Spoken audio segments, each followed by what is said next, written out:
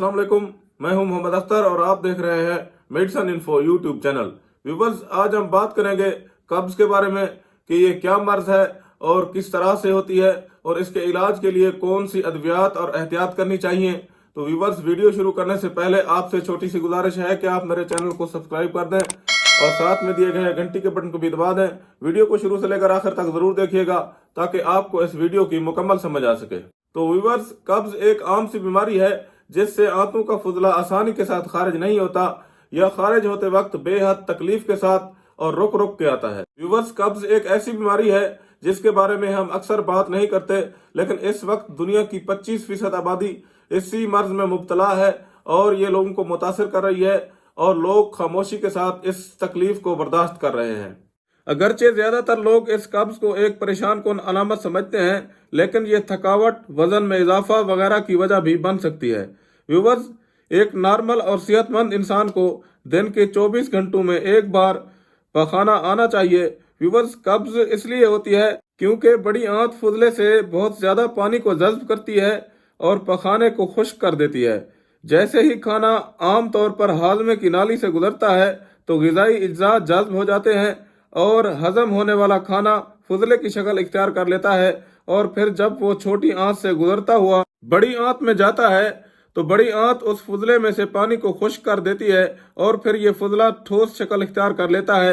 और अगर आपको कब्ज है तो खाना हाजमे की नाली से बहुत आहिस्ता आहिस्ता से गुजरता है। मतलब अगर आपको मैदे की बीमारी की शिकायत है तो ये खाना हजम होकर जब आंतों से गुजरता है तो बहुत आहिस्ता आहिस्ता गुजरता है। इसलिए फिर ये खाना जब फुजला बनकर बड़ी आंत से आता है तो इसको इस आंत से गुजरते हुए ज्यादा वक्त लगता है। बड़ी आंत में ज्यादा वक्त फुजले को खड़े रहने से ये बड़ी आंत इस फुजले से सारे पानी को जज्ब करके उसे खुश्क कर देती है, जिसकी वजह से इसको सख्त होने की वजह से बाहर धकेलना मुश्किल हो जाता है। व्यूवर्स, ये कब्ज आपके अंदर तबाही मचा सकती है और फिर इसकी वजह से आपको गैस, बदहजमी, कै, मतली, सर दर्द और चक्करों की बीमारी के साथ साथ ब्लड प्रेशर जैसी पेचीदा बीमारियों में मुब्तला कर सकती है। ऐसी सूरत हाल से बचने के लिए सबसे पहले एहतियात करें, गैर मियारी खुराक और ग़िज़ाएँ इस्तेमाल न करें, सादा और मुतवाज़न ग़िज़ाओं का इस्तेमाल करें, फल, सब्जियां, फ्रूट और कुदरती अशिया का इस्तेमाल ज़्यादा से ज़्यादा करें, मिर्च मिसाले वाली चीज़ों से परहेज़ करें, मैदे के काम करने की सलाहियत को बेहतर बनाएं, पानी ज़्यादा से ज़्यादा इस्तेमाल करें, वक्त पर खाना खाएं और भूख रख कर खाना खाएं, फास्ट फूड और फैक्ट्री में बनने वाली अशिया से परहेज़ करें। व्यूवर्स, कब्ज़ के इलाज के लिए बहुत सारे घरेलू टोटके और देसी इलाज भी किया जाता है, जिनमें इसबगोल का इस्तेमाल हो गया। बाज़ लोग कस्टर ऑयल का इस्तेमाल करते हैं कि बड़ों के लिए आधा किलो दूध में 3 से 4 चम्मच कस्टर ऑयल मिलाकर पी लेने से कब्ज़ का खात्मा हो जाता है, जबकि इसबगोल को भी नीम गर्म दूध में 2 से 3 चम्मच मिलाकर पी लेने से भी कब्ज़ खत्म हो जाती है। इसके अलावा हाजमे को बेहतर बनाने और कब्ज़ जैसी बीमारी को रोकने के लिए हमें खुराक में तब्दीलियां करने की ज़रूरत होती है। व्यूवर्स, रेशादार चीज़ें खाने से सेहतमंद निज़ाम इंतज़ाम के साथ साथ वज़न की कमी में भी मदद मिल सकती है। अनाज, फल, चोकर और सब्जियां जैसी ग़िज़ाएँ खाने से कब्ज़ का खात्मा होता है। इसके अलावा दिन में 7 से 8 गिलास पानी पीने से हमारा मैदा अच्छे से काम करता है और इससे कब्ज़ नहीं होती।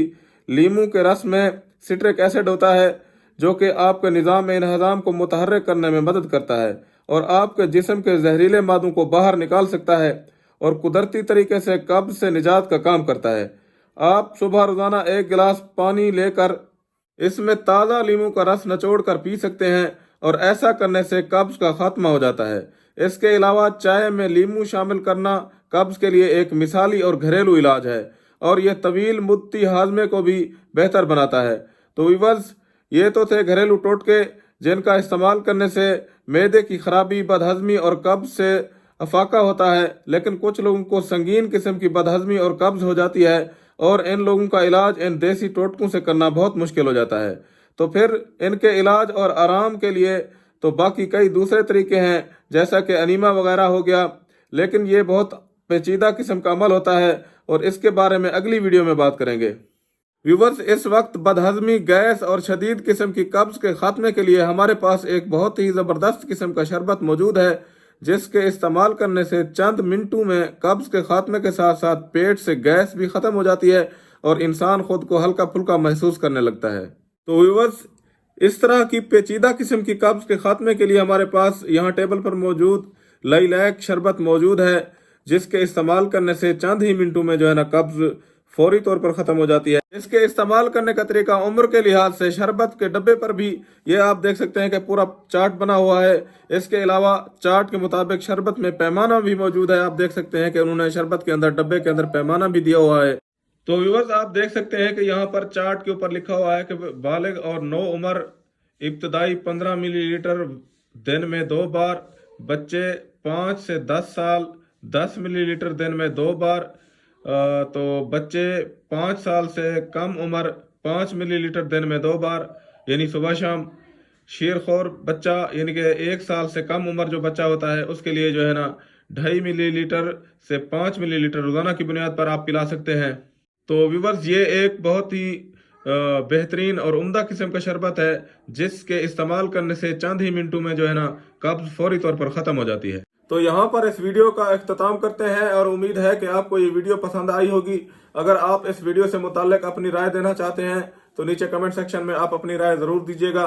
اگر آپ چاہتے ہیں کہ اس طرح کی انفارمیٹیو ویڈیو کی نوٹیفیکیشن آپ تک پہنچتی رہے تو میرے چینل کو سبسکرائب کر دیں۔ شکریہ، اللہ حافظ۔